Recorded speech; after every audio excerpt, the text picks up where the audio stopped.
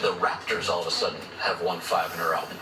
All right, well, don't forget, we're going to have a bunch coming up tomorrow. Sharks back in action at home, and the AT&T Pebble Beach Pro-Am starts. That should be a lot of fun. First round coming up tomorrow. But that's going to do it for tonight on Sports Night Live. We'll toss it over to Noel Bello and Dan Thorne for what's coming up on KRON 4 News at 11. Thank you, Ben. Coming up next on KRON 4 News at 11, continuing our coverage out of our nation's capital tonight, that breaking news of a plane colliding with a helicopter and crashing into the Potomac River. We have the very latest details for you tonight.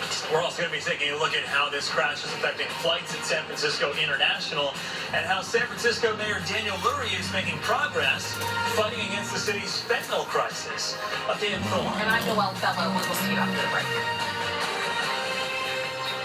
Did you know that most of the other lawyer ads you see are from law firms that aren't truly in Northern California? They may act local, but they're usually phoning it in from Los Angeles or beyond. How can you get personal attention if they're over 400 miles away?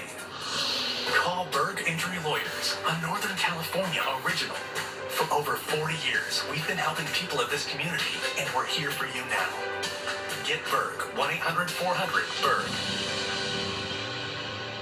Tomorrow on Live in the Bay, we're getting some crafty ideas to host your next Galentine's get-together. Plus, Shan Berry's chats her makeup brand empowering single parents in need. Live in the Bay, tomorrow at 1 on KRON 4. Serving the Bay Area for 75 years.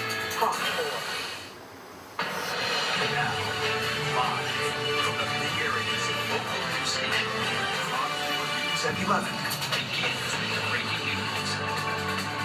That breaking news out of our nation's capital tonight. An American Airlines passenger jet collided with an Army Black Hawk helicopter as it was coming into land at Ronald Reagan Washington National Airport near Washington, D.C. This video from EarthCam at the Kennedy Space Center captures the impact. You see that big flash followed by debris falling down. Thank you for joining us here on KRON 4 News at 11.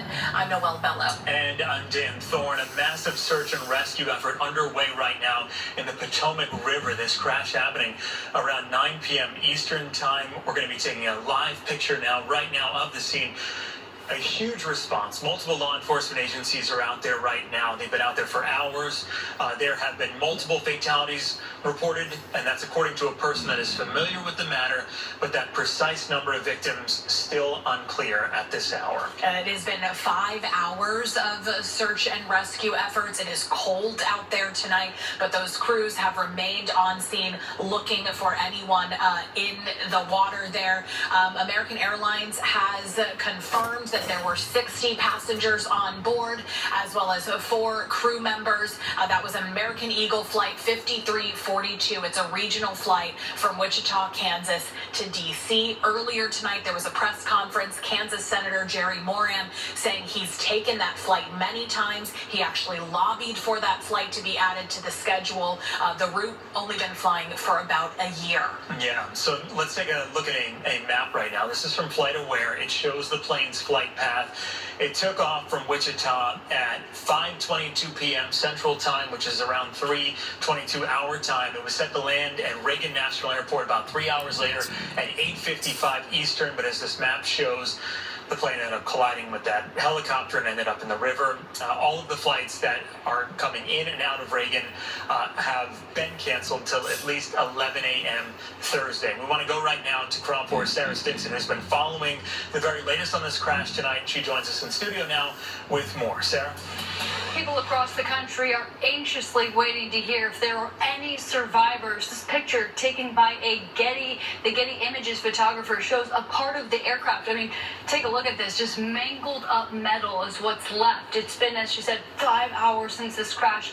Unfortunately, during the press conference, we didn't get any numbers as to if there's any survivors or not. They're still out there right now rescuing and recovering.